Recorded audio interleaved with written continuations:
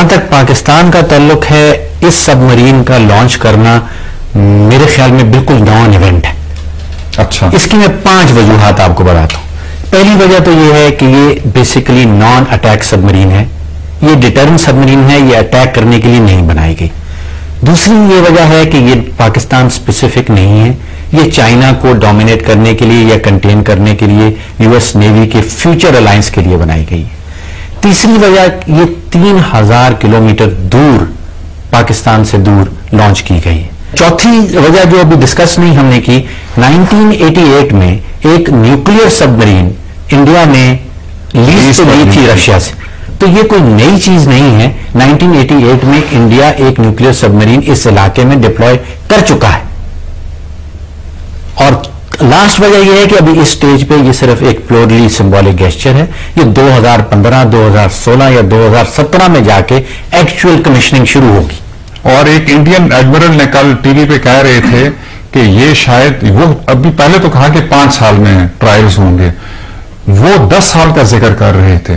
تو مطلب یہ کہ یہ چیز 2020 تک جا سکتا ہے. اور پھر جیسے ایڈمرل صاحب نے ذکر کیا کہ رشین سب مرینز اتنی ساری پچھلے 30-40 سال میں ڈوب چکی ہیں, اور یہ ساری رشین ٹیکنالوجی بیسڈ ہے جو انڈیا لانچ کر رہا ہے.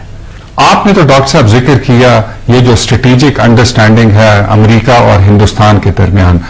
ایڈمرل تسنیم, آپ نے بھی اس پہ الوڈ کیا, لیکن کیا یہ اسٹریٹجک انگیجمنٹ ہندوستان اور پاکستان, ہندوستان اور امریکہ کے درمیان نیوی کے نقطۂ نظر سے پریشان کن ہو سکتی ہے؟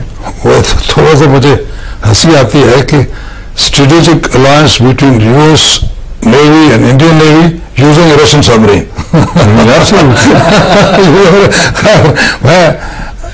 میں خیال اس میں واقعی ٹائم لگے گا. آپ کو پتا ہے کہ ہندوستان بڑے انڈیپینڈنٹ ہیں, but I give them full marks کہ ابھی وہ امریکہ کے ساتھ بھی ہر چیز لے رہے ہیں, رشیا کے ساتھ بھی فٹ ہے, فرانس کے ساتھ بھی ہر چیز ہے.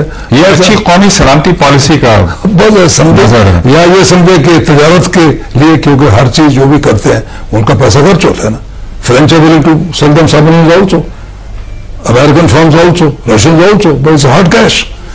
تو یہ ایک الائنس ہے, لیکن جو انہوں نے دوسری طرف کیا ہے اس کی ڈاکٹر صاحب سے, ایک تو وجہ یہ ہے کہ they want to dominate there, دوسرا میرا خیال ہے کہ وہ پاکستان سے دور رکھ کے یہ زمینیں ہیں ان کو ڈیولپ کرنا چاہتے ہیں. ایک سائیکولوجیکل بھی ہوتا ہے, انٹیلیجنس ہے, یہ ہے وہ, انہوں نے دور رکھ کے کیا. نارملی اب وہ بامبے میں اتنا نہیں کرتے, انہوں نے دوسرے کوسٹ پہ کیا, یہ بھی ہو سکتا ہے. But it also sends a message to the countries on that side.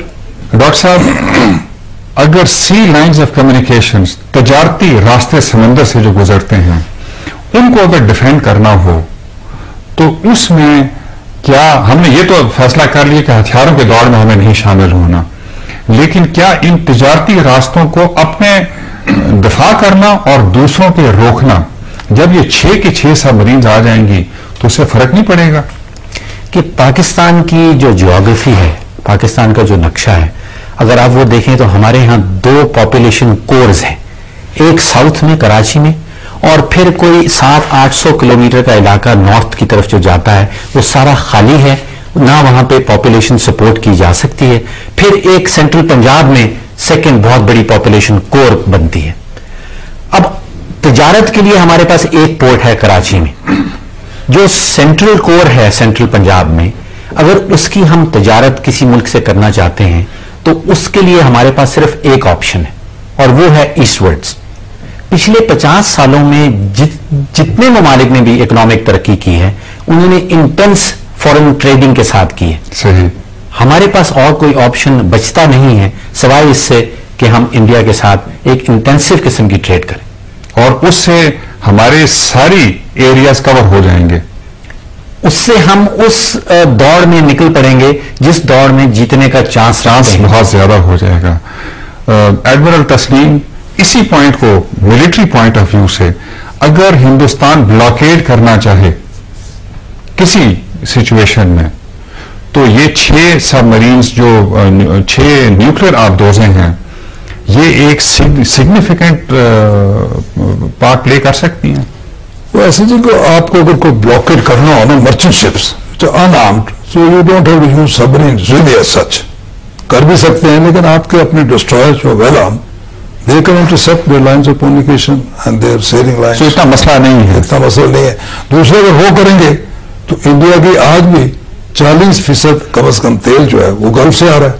Street of harms ہمارے بڑے نزدیک ہے، ہم بھی کر سکتے ہیں. ریچارج بھی ریڈ سی والا ہو سکتا مشکل ہو. ان کی جو اس ایریا میں سی لینز ہیں وہ زیادہ ایکسپوزڈ ہیں. وہ بہت ہمیں اتنا مسئلہ نہیں ہے. نہیں ہمیں بھی ہے لیکن اتنا نہیں ہے. اتنا نہیں ہے لیکن ان کی تجارت زیادہ ہے نا. ان کو انٹرڈکٹ ہم کر سکتے ہیں. بالکل ٹھیک ہے. ہاں جی. اور بلاکیڈ کرنا تو ایڈمن صاحب اگر if I am not wrong is an act of war. It's an act of war. مطلب کوئی ایونچویلٹی ایسی ہو سکتی ہے جہاں ہم پھنس جائیں. دیکھیے ایک اور بات ہے میں کہنا چاہتا ہوں کہ آج کل کے حالات میں the make declaration of war zone آپ کریں. You don't have to physically be there. آپ کہہ دیں کہ یہ ہمارا انڈیا پاکستان کی جنگ ہو رہی ہے، انڈیا کہہ دے کہ یہ وار زون ہے، یہ وار زون جہاں سے ہماری تجارتی جہاز آتے ہیں مرچنٹ، آپ کا فریٹ اوپر چلا جائے گا، آپ کی انشورنس اوپر چلی جائے گی، اس سے ہی فرق پڑ جائے گا. فرق پڑتا ہے. وہ آپ کا جو کارگو ہے وہ کہیں اور اتار کے چلے. لیکن وہ جو ڈاکٹر صاحب نے کہا وہ سولوشن ہو، اگر ہم یہ روابط بحال کر لیتے ہیں ہندوستان کے ساتھ اس ایریا میں تو ہم بچ سکتے ہیں. یہاں پہ ہمیں دیکھیے یہ انڈیا کی بھی ڈپینڈنس باقی ممالک کے اوپر اور فورن ٹریڈ کے اوپر بہت زیادہ ہے اس وقت. تو انہیں بھی محتاط ہونا پڑے گا. ان کو بھی بہت محتاط تھی، بہت احتیاط سے یہ گیم کھیلنی پڑے گی. اور میرے خیال میں وہ بھی کر رہے ہیں، ہم بھی کر رہے ہیں. وقت کی تھوڑی سی قید ہوتی ہے تو ہم پروگرام کو یہیں پہ ختم کریں گے، مگر اس سے پہلے ویورز 3 کنکلوژنز میں دینا چاہوں گا. ہمارے فاضل مہمانوں کا اور میرا اس چیز پہ اتفاق رائے ہے کہ یہ ایک ہتھیاروں کی دوڑ ہم پر شاید امپوز کی جا رہی ہو، جس سے کہ ہمیں بچنا چاہیے. نمبر 2، ہندوستان اگر بڑی لیگ میں نہیں شامل تو ڈاکٹر فروخ سلیم کا ایک بڑی کلیئر انڈرسٹینڈنگ ہے کہ وہ چائنا کو کنٹین کرنا چاہتے ہیں. اور نمبر 3 کہ ہماری نیوکلیئر ڈیٹرنس اب بھی برقرار ہے اور اس کے لیے ہمیں بہت زیادہ توجہ کی ضرورت نہیں ہے. اور ہم اگر اسی پیس سے کام کرتے رہے تو یہ ہمارے لیے کافی ہوگی، فکر کی ضرورت نہیں ہے.